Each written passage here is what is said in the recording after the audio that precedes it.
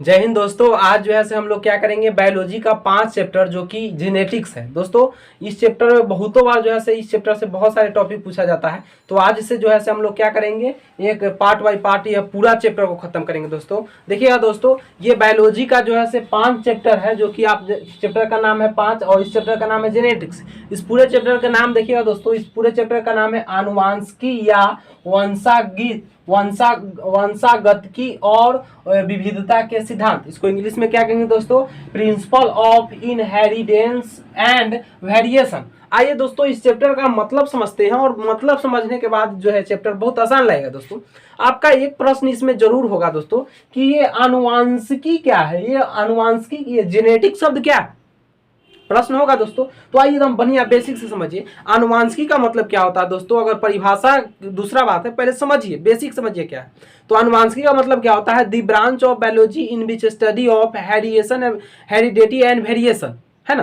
The branch of biology in which study of heredity and क्या होता है, variation, that is call क्या कहिएगा दोस्तों, जेनेटिक्स कहिएगा। यानी जीव विज्ञान की वह शाखा जिसके अंतर्गत आनुवांशिकता और विविधताएं या विभिन्नताएं का अध्ययन किया जाता है। जीव विज्ञान की वह शाखा जिसके अंतर्गत आनुवांशिकता विविधता या विभिन्नताएं का अध्ययन किया जाता है, उसे हम लोग क्या कहेंगे, आनुवांशिकी कहेंगे। आनुवांशिकी में क्या क्या होता है दोस्तों, देखिएगा इसमें क्या होता है, हेरिडिटी। जैसे क्या होता है कि जो गार्जियन, जैसे मम्मी पापा है, अगर पापा जी गंजापन है तो निश्चित तौर पर क्या होगा, उसके संतान में कोई ना कोई संतान में गंजापन आ जाएगा, केस का नहीं हो पाना। या उसके परिवार में किसी व्यक्ति को है अथी है, क्या हो गया है, अथी हेपेटाइटिस हो गया, हेपेटाइटिस बी या जो भी बीमारी, जो रक्त शरीर का रक्त देखते हैं किसी किसी व्यक्ति को अगर हाथ या केनू से कुछ कट गया तो वह जल्दी बंद नहीं हो पाता है, बंद नहीं होता है। एक प्रकार की क्या है, बीमारी है, जो उसके पूर्वज में किसी न किसी को हुआ होगा, और वह पूर्वज से यह वैरी करते एक पीढ़ी से दूसरे पीढ़ी से, और यह जो है आगे पीढ़ी में बढ़ते जाएगा, और जैसे जैसे बढ़ेगा वैसे वैसे क्या होगा, कम होते जाएगा। जैसे जहां से आंधी उठा, जहां से क्या हुआ दोस्तों, आंधी उठी, वहां से क्या होगा, धीरे धीरे वहां पर ज्यादा रहेगा प्रभाव, फिर उसके बाद क्या होगा, थोड़ा कम होगा, थोड़ा कम होगा, थोड़ा कम होते होते होते होते कम हो जाएगा। इसी प्रकार हेरिडिटी बीमारी है, उसको हम ठीक नहीं कर सकते हैं दोस्तों। आनुवांशिक बीमारी जो होते हैं उसको हम ठीक नहीं कर सकते हैं, सिर्फ वह क्या करेगा दोस्तों, मूव करेगा एक पीढ़ी से दूसरा पीढ़ी, ऐसे होते होते होते लगभग 10-20 पीढ़ी के बाद जो है धीरे अपने समाप्त हो जाएगा। तो ये जो होता है, जिसके बारे में हम लोग देखेंगे कि एक पीढ़ी का लक्षण जो है दूसरे पीढ़ी में आने लगा, उसके बारे में हम जब अध्ययन करेंगे। या वातावरण में देखिएगा दोस्तों, मान लीजिए पापा जी है, बहुत सारे के ऐसे पापा जी होते हैं जिनको आप मान लीजिए कि अथी नहीं आता है, 4 चक्का चलाने नहीं आता है, लेकिन उनके बेटा तो सीख जाते हैं, सीखते हैं कि नहीं। ये क्या हुआ, ये उसके पापा जी से नहीं आया, ये वातावरण से सीखा गया है, ये विभिन्नताएं उत्पन्न हो गया। तो समझ में आ रहा है दोस्तों। तो जो मतलब हमारे पापा जी या जो दादाजी या जो वह नहीं कर पाए वो हम कर रहे हैं, इसका मतलब हम वातावरण से सीखे हैं। यानी हम अपने में परिवर्तन 2 तरह से कर सकते हैं। एक जो हमारे पूर्वजों के द्वारा, जीन के द्वारा दिया गया है, अगर बीमारी दिया होगा, अगर कोई बीमारी है जीन के कारण, हेरिडिटी बीमारी, हेपेटाइटिस है, तो वह पीढ़ी बढ़ते जाएगा। अगर हम कुछ अच्छा कुछ अलग कर दिए अपने पूर्वजों से, तो हमारे लिए विभिन्नताएं होगी। तो याद रखिएगा, जो हमारे पूर्वजों के द्वारा जो वैरी कर रहा है उसका अध्ययन करेंगे कि पूर्वजों के द्वारा कैसे बीमारी एक पीढ़ी से दूसरा पीढ़ी में जा रहा है, और इसी को हम लोग आनुवांशिक बीमारी कहते हैं। वैसा बीमारी जो एक पीढ़ी से दूसरे पीढ़ी में जाते रहता है, उसके बारे में अध्ययन करेंगे, कैसे जाता है और इसको कैसे नियंत्रित किया जा सकता है। हालांकि नियंत्रित तो नहीं किया जा सकता है, लेकिन कुछ प्रभावों को कम किया जा सकता है। और एक ऐसा जो है जो हम वातावरण का प्रभाव हम पर पड़ा और हम में कुछ चेंजिंग आ गया, इसके बारे में जब हम अध्ययन करेंगे उसी को हम लोग क्या कहेंगे दोस्तों, आनुवांशिकी कहेंगे, जेनेटिक्स कहेंगे। समझ गए दोस्तों क्या कहिएगा, जेनेटिक अगर पूछा जाए तो क्या कहिएगा, जीव विज्ञान की वह शाखा जिसके अंतर्गत आनुवांशिकता तथा विविधता एवं विभिन्नताएं का अध्ययन किया जाता है, उसे हम लोग क्या कहेंगे, आनुवांशिकी कहेंगे। The branch of biology in which study of heredity and variation, that is called genetics. अब आइए दोस्तों, आपके दिमाग में यह प्रश्न जरूर उठा होगा कि ये आनुवांशिकता क्या है, या बस शब्द का अंतर है। दोस्तों देखिए, आनुवांशिकी है यहाँ पर आनुवांशिकता। आइए दोस्तों, आनुवांशिकता का मतलब क्या होता है कि यह जो है से हमारे में परिवर्तन होता है ना, हमारे में परिवर्तन होता है कि जब संतान में जब माता पिता का लक्षण जो है से क्या होता है, जब माता पिता का लक्षण सीधे उसके क्या करता है, उसके संतान में वैरी कर जाता है। है ना। आनुवांशिकता किसे कहिएगा, तो जब माता पिता का लक्षण, जब पेरेंट्स का लक्षण उसके संतान में चला जाता है, पूरा पूरा लक्षण उनके संतान में चला जाता है, तो उसको हम लोग क्या कहेंगे, आनुवांशिकता कहेंगे। क्या कहिएगा, जब माता पिता का लक्षण उसके संतान में, जब माता पिता का लक्षण उसके संतान में चला जाता है, तो वह लक्षण को ही हम लोग क्या कहेंगे, उस लक्षण को ही हम लोग क्या कहेंगे, आनुवांशिकता कहेंगे, हेरिडिटी कहेंगे। जैसे क्या होगा दोस्तों, जैसे मान लीजिए कि जैसे क्या हो गया कि शरीर की बात करते हैं, जैसे मान लीजिए किसी व्यक्ति का जो है क्या हुआ, किसी को देखते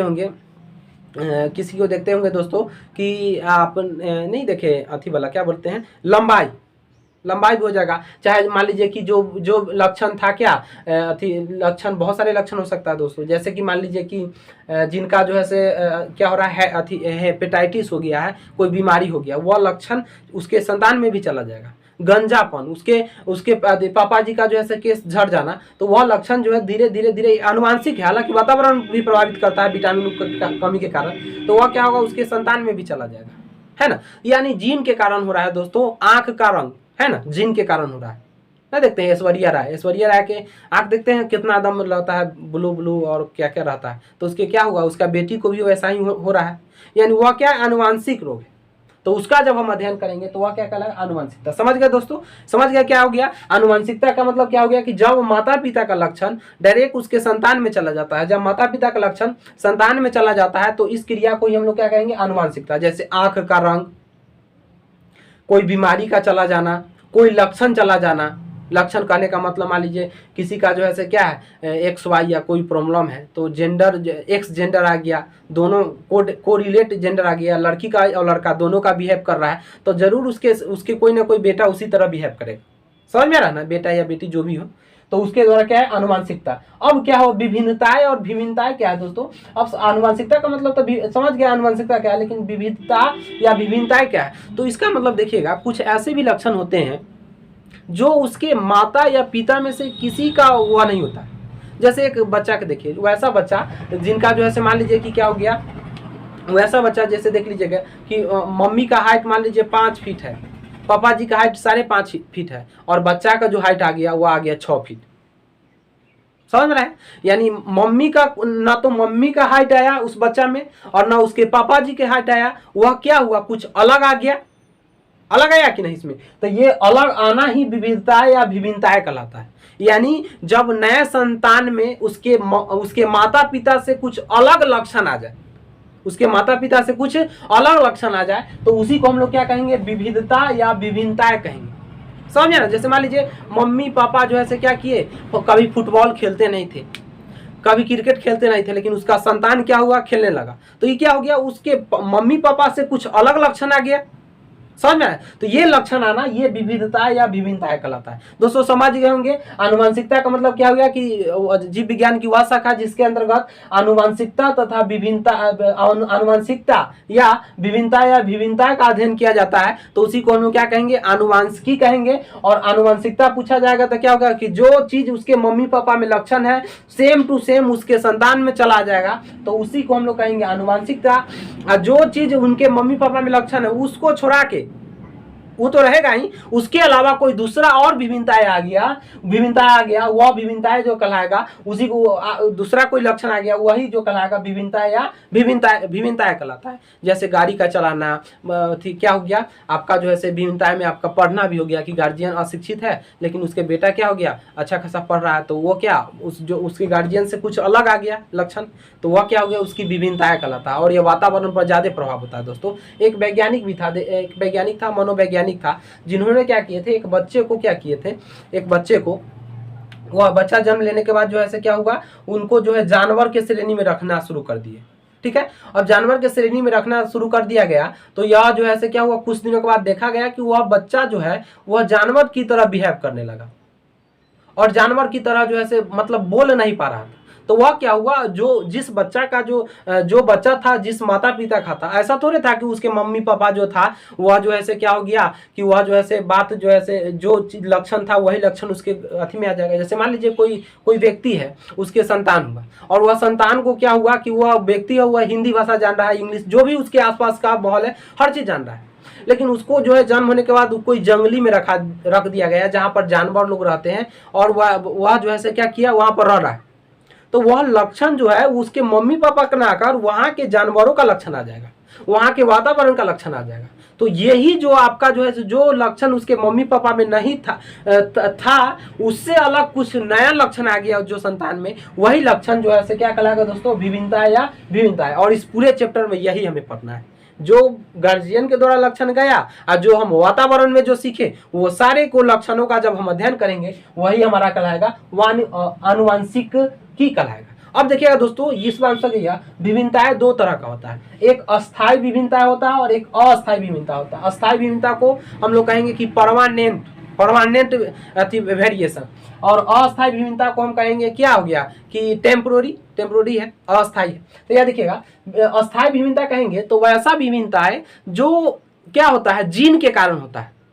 मम्मी पापा के लक्षण में में है कि जीन जो बढ़ रहा है जीन के कारण, वैसा विभिन्नता है जो जीन के कारण, जैसे क्या हो गया, और यह अस्थायी होता है। जैसे मान लीजिए मेरा हाइट अभी बढ़ गया है, जीन के कारण बढ़ा है, कुछ वातावरण भी प्रभाव डाला है, तो मेरा हाइट बढ़ गया। तो ऐसा थोड़ी कि 20 साल 30 साल के बाद मेरा हाइट छोटा हो जाएगा, नहीं होगा, ये अस्थायी है मेरा हाइट।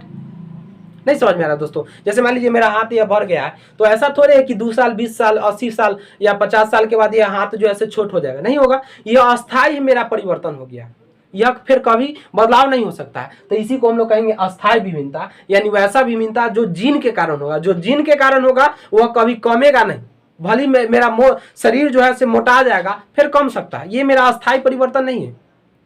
लेकिन मेरा लंबाई का बढ़ जाना फिर वह घटेगा नहीं कभी, यह अस्थायी है। तो याद रखिएगा, वैसा विभिन्नता है जो जीन के कारण होता है। जो किसके कारण होता है दोस्तों? जीन के कारण होता है, और जीन के कारण होता है और अस्थायी होता है, जीवन भर के लिए अस्थायी होता है। उसी को हम लोग कहेंगे अस्थायी विभिन्नता। जैसे हमारा शरीर के लंबाई का बढ़ना, हाथ के शरीर में तो सब चीज आ जाएगा दोस्तों, बढ़ना, ये सब क्या है? अस्थायी विभिन्नता है दोस्तों। समझ में आ रहा है ना दोस्तों? अब देखिएगा अस्थायी विभिन्नता में क्या आ जाएगा दोस्तों, जैसे देखिएगा अस्थायी जो वातावरण के कारण होता है। जैसे देखिएगा एक छोटे बच्चा को देखिएगा दोस्तों, छोटे बच्चा को कि माँ जो है से क्या करती है, सुबह पर तेल लगा रही है, तेल लगाने के बाद नाक को जो है से ऊपर खींचती है कि नाक को क्यों खींचती है? क्योंकि वह नाक जो है से क्या हो जाए, सीधा हो जाए। हालांकि वह उसके जेनेटिक्स प्रॉब्लम नहीं है, वातावरण के। जैसे देखिएगा दोस्तों, नेपाल में क्या होता है, वातावरण। जैसे अभी हम लोग खड़ा है तो हम पर वातावरण क्या कर रहा है, प्रभाव डाल रहा है। उसके बाद कुछ इधर भी प्रभाव डाल रहा है, लेकिन वहां पर नेपाल में जो क्या है दोस्तों, वहां पर प्रभाव नहीं डालता है, नहीं, वहां पर ज्यादा प्रभाव रहता है, दबाव, वायुमंडलीय दबाव अधिक रहता है। मान लीजिए कोई बच्चा है, छोटा बच्चा जन्म लिया और वहां से ऊपर से प्रभाव आएगा, प्रभाव दबाव हमेशा मिलते रहेगा, तो नाक पर पड़ेगा तो नकवा प्लेन हो जाएगा ना दोस्तों, नाक प्लेन हुआ कि नहीं, पूरा मुंह में ये सब नकवे पता नहीं, नाक पता चलेगा कि कहाँ पर। तो यह क्या हुआ, यह उसके गार्जियन का प्रभाव नहीं है, उसके माता पिता का प्रभाव नहीं है, वातावरण का प्रभाव आया। वातावरण, अगर हम लोग भी वहां पर चला जाए तो हम लोग का जो संतान होगा वैसा ही नाक चपकल। समझ में आ रहा है ना दोस्तों? तो ये क्या हो गया, अस्थायी विभिन्नता हो गया, यानी वैसा विभिन्नता जो वातावरण के कारण होता है, उसी को हम लोग कहेंगे अस्थायी विभिन्नता। जैसे नाक के साइज का वृद्धि होना। दूसरा बात हो गया कि क्या हो गया, टाइपिंग सीखना। हम टाइपिंग सीख रहे हैं, अस्थायी है, कुछ दिन छोड़ देंगे भूल जाएंगे। लिखना हम लिख रहे हैं कॉपी में, उसके बाद कुछ दिन छोड़ देंगे, भूल जाएंगे। समझ, ये अस्थायी विभिन्नता है। साइकिल चला रहे हैं, उसके बाद क्या हुआ, कुछ दिन नहीं चलाएंगे तो थोड़ा थोड़ा भूलना शुरू कर देंगे।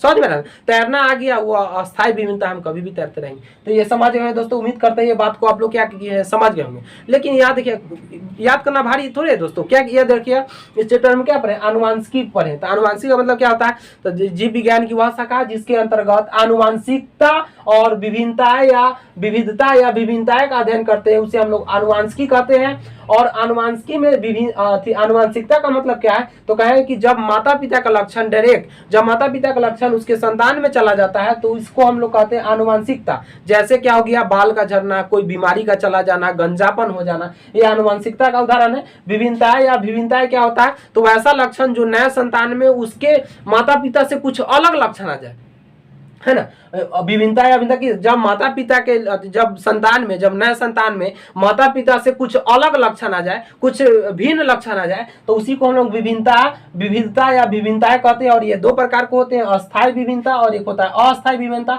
अस्थायी विभिन्नता किसे कहिएगा, तो वैसा विभिन्नता जो जीन के कारण होता है और अस्थायी होता है जीवन के लिए, उसे अस्थायी विभिन्नता कहते हैं। जैसे शरीर का लंबाई का बढ़ना, वो कभी कमेगा नहीं।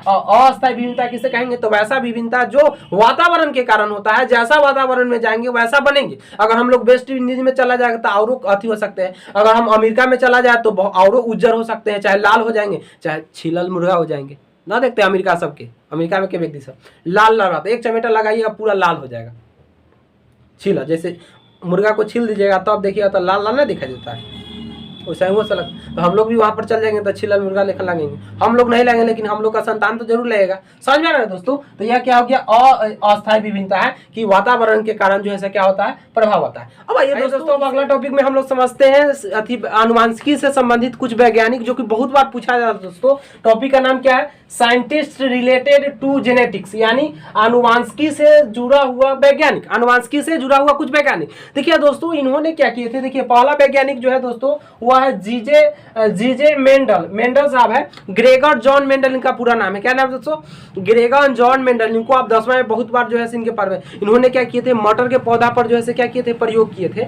और इनका नाम शॉर्ट में आप याद नाम रखिएगा मेंडल, पूरा नाम ग्रेगर जॉन। इनके पिताजी इन्होंने क्या किए थे, आनुवंशिकी के क्षेत्र में, पेड़ पौधा के क्षेत्र में बहुत ज्यादा काम किए थे दोस्तों। चूंकि इनके पिता जो थे किसान थे, और यह किसान थे, इनके मम्मी पापा काम करने जाते थे और वह क्या करते थे, डनेर पर रख देते थे। ऑस्ट्रिया के रहने वाले थे, इन्होंने डनेर पर रख देते और उसके बाद क्या करते, वो काम करते थे, क्या किया, अनुकरण कर करके सीखते। देखिए बच्चा का यह लक्षण होता है दोस्तों, बच्चा बड़ों के बातों को बहुत ज्यादा अनुकरण करता है। जैसे आप अपने परिवार में या कहीं पे देखते होंगे अनुकरण करता है बच्चा। जैसे देखिए मान लीजिए कोई माता है, अपने बच्चा को बैठा दिया, कहा बैठ बेटवा बैठ तू, और उसके बाद झगड़ा करने लगा, गलियाने लगा, वो किसी को गलिया रहा है या गलिया रही है या किसी को कुछ कर रहा है, तो बच्चा अनुकरण न कर रहा है दोस्तों। बच्चा सीखेगा कि हाँ मम्मी गुस्सा होती है ना तो फलनावा के गाली देती है, चिल्लावा के गाली देती है, चाहे कोई को गाली देती है या किसी से मार करती है, तो बच्चा सीख रहा है। ठीक उसी प्रकार क्या थे दोस्तों, मेंडल साहब जब उनके मम्मी पापा काम करते थे तो उन्होंने अनुकरण करते थे, अनुकरण कर रहे हैं कि कैसे वो पौधा है।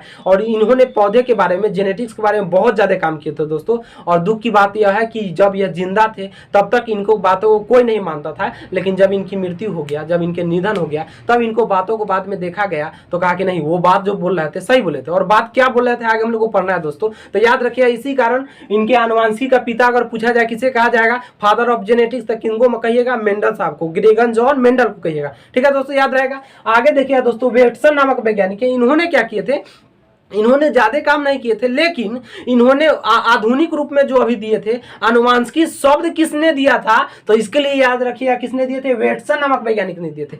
अगर आनुवंशिकी शब्द पूछा जाए कि किसके द्वारा दिया गया था, किसने दिया था, तो वेटसन नामक वैज्ञानिक ने दिया था। और इसी कारण इनको आधुनिक आनुवंशिकी का जनक कहा जाता है। याद रहेगा दोस्तों, इसी कारण इनको क्या कहा जाता है, आधुनिक आनुवंशिकी का जनक कहा जाता है। किनको, वेटसन नामक वैज्ञानिक को। और देखिए अगला जो वैज्ञानिक है, मॉर्गन नामक वैज्ञानिक है, इन्होंने प्रयोग में बहुत ज्यादा काम किए थे, आनुवंशिक के क्षेत्र में प्रयोग में ज्यादा काम किए थे, इसलिए इनको प्रायोगिक आनुवंशिक विज्ञान का जनक कहा जाता है। किनको कहा जाता है, मॉर्गन नामक वैज्ञानिक कहा जाता है। और एक लास्ट में गैरोड नामक वैज्ञानिक, कौन वैज्ञानिक है, गैरोड नामक वैज्ञानिक है। इन्होंने क्या किए थे, मानव आनुवंशिक के क्षेत्र में बहुत ज्यादा काम किए थे, क्लोन बनना। देखिए आदमी का क्लोन नहीं बनता है दोस्तों, तो उस क्षेत्र में ज्यादा काम किए थे, इसलिए इनको मानव आनुवंशिकी का जनक कहा जाता है। दोस्तों नाम याद रखना बहुत आसान है।